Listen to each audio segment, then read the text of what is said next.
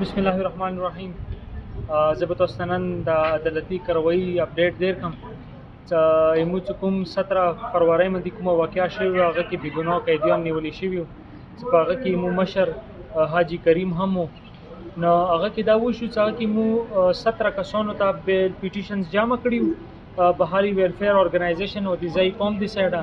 په هغه کې الحمدلله چې هغه ټولو بیل الاو شو، ټول ته ضمانات میلاو شو او کریم جی سره د نور ملزمانو چې هغه بېګناه هیڅ یې نه کړی.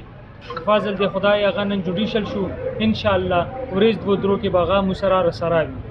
او دین علاوه چې کوم 28 قیدیان بېګناه قیدیان نور دي هغه پولیس کسټډي کې، هغه به انشاءالله په 25 تاریخ باندې پیش کوي، هغه به مو کسټډي او پوسټ کوو او انشاءالله هغه به جوډیشل شي. عید نه مخکې به د خدای په فضل هغه به مو سره رسره وي، هغه به رها کېږي انشاءالله.